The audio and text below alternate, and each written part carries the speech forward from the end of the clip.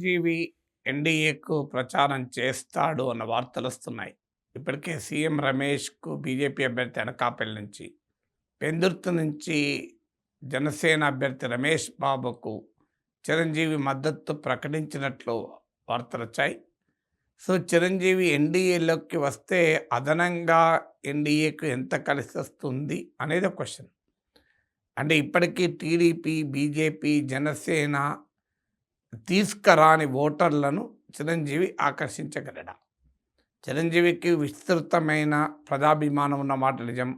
రాజకీయాలకు అతీతంగా అన్ని పార్టీల్లోనూ చిరంజీవి అభిమానులు ఉన్నమాట నిజం. కానీ ఒక్కసారి చిరంజీవి రాజకీయ స్టాండ్ తీసుకున్న తర్వాత ఆయన అభిమానులుగా ఉండరు. సినిమా అభిమానం వేరు, రాజకీయపరమైన అభిమానం వేరు. ఆటోమేటిక్గా రాజకీయంగా డివైడ్ అవుతారు. అందులో చిరంజీవి పార్టీ పెట్టలేదు. చిరంజీవి వేరే పార్టీలకు మద్దతుగా వస్తున్నాడు. అందువల్ల ఆయన అదనంగా వాల్యూ అడిషన్ ఎంత చేస్తారన్నది క్వశ్చనే. చిరంజీవి అభిమానులు ఆటోమేటిక్గా పవన్ కళ్యాణ్ కూడా అభిమానులే. సో చిరంజీవి రావడం వల్ల కాపు ఓటు ఇంకెక్కువ ట్రాన్స్ఫర్ అవుతుంది అనే థీరీ కూడా నిజమని అనుకోరు. ఎందుకంటే చిరంజీవి ఏం కాపు నాయకుడు కాదు. కాపుల హక్కుల కొరకేమైనా ఏమి పోరాటాలు చేయలేదు. కాపుల కోసం కాపు రిజర్వేషన్ల విషయంలో కానీ ఇతర అంశాలకు కానీ ఆయన పెద్దగా గలమెత్తిన ఉదాహరణలు కూడా లేదు. అందువల్ల ఆయన పార్టీ పెట్టినప్పుడు కాపు ఓటు ప్రజారాజ్యం వెనకాల పెద్ద ఎత్తున ర్యాలీ అయిన మాట నిజం. దానికి కారణం చిరంజీవి పైన అభిమానం కన్నా టీడీపీ, వైసీపీలను కమ్మారెడ్ల పార్టీలుగా జనం చూశారు గనక కాపుల్లో ఆ భావన వల్ల వారు చిరంజీవి వెనకాల ర్యాలీ అయ్యారు తప్ప చిరంజీవి కాపు నాయకులను ర్యాలీ కాలే.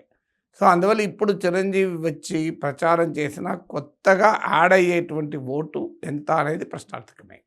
అయితే డెఫినెట్గా చిరంజీవి జనాభిమానం కలిగిన నటుడు కనుక ఇంకా ఎక్కువగా జనం రావటానికి ఉపయోగపడుతుంది.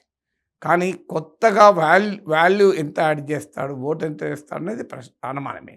దానికి తోడు కొన్ని ప్రశ్నలు అనివార్యంగా చిరంజీవి ఎదుర్కోవాల్సి వస్తుంది. చిరంజీవి ఒక్కసారి రాజకీయ వేదికలో ఒక రాజకీయ వైఖరి తీసుకున్నప్పుడు ప్రజారాజ్యాన్ని ఎందుకు వదిలేశాడు? 71 లక్షల ఓట్లు, 18 సీట్లు వచ్చిన పార్టీని కొద్ది నెలల్లోనే కొన్ని సంవత్సరాల్లోనే తీసుకెళ్ళి కాంగ్రెస్లో కలిపేశాడు. నెక్స్ట్ ఎలక్షన్ల వరకు కూడా ఆగలేదు. సో కాంగ్రెస్లో కలిపి ఆ అస్తిత్వం, ప్రజారాజ్యం అస్తిత్వము, తన రాజకీయ అస్తిత్వం కూడా కోల్పోయారు. సో ఈ ప్రశ్న అనివార్యంగా జనసేనకే ఎదురవుతుందని గతంలో పవన్ కళ్యాణ్ చెప్పాడు. ఇప్పుడు ప్రజారాజ్యంకి ఇది మరింతగా ఎదురవుతుంది. అందువల్ల ఆ రాజకీయ ప్రయోగ వైఫల్యము, ఇప్పటిదాకా రాజకీయంగా మౌనంగా ఉన్నాడు కనుక, రాజకీయంగా తటస్థంగా ఉన్నాడు కనుక, రాజకీయాలకు దూరంగా ఉన్నాడు కనుక అడగలేదు. ఒక్కసారి ఆయన రాజకీయ వైఖరి తీసుకున్నప్పుడు ఈ ప్రశ్న చిరంజీవికి వస్తుంది, ఈ ప్రశ్న కూటమికి కూడా వస్తుంది. సో కూటమికి కూడా చిరంజీవి తరఫున సమాధానం చెప్పాల్సి వస్తుంది. ఇక రెండవ ప్రశ్న వస్తుంది, ఇంతకాలం చిరంజీవి అనేక అంశాలపైన ఎందుకు మాట్లాడలేదు?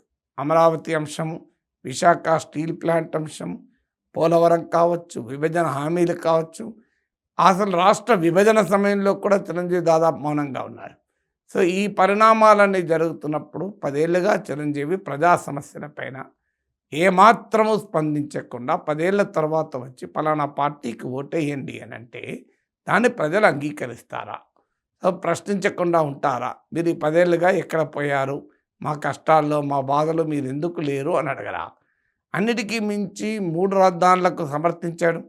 జగన్మోహన్ రెడ్డికి మద్దతుగా మాట్లాడిన చిరంజీవి ఇప్పుడు వచ్చి జగన్మోహన్ రెడ్డికి వ్యతిరేకంగా కూటమి పక్షాన నిలబడితే మరి అమరావతి అంశంలో చిరంజీవి తీసుకున్న వైఖరి ఏంటి అన్న ప్రశ్న ముందుకు రాకుండా పోదు.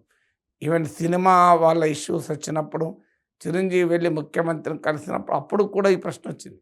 అమరావతి రైతుల గురించి మాట్లాడాడు, సినిమా టికెట్ల గురించి చిరంజీవి మాట్లాడతాడని. కానీ అమరావతి కన్నా 3 రాజధానులనే మంచిది అని చిరంజీవి ఒక స్టాండ్ కూడా తీసుకున్నాడు. అందువల్ల కొత్తగా చిరంజీవి వల్ల కూటమికి అదనంగా కలిసి వచ్చే అంశం ఉంటుంది అనుకోండి. ఇంకేమైనా ఉంటే ప్రశ్నలు ఎదుర్కోక తప్పదు.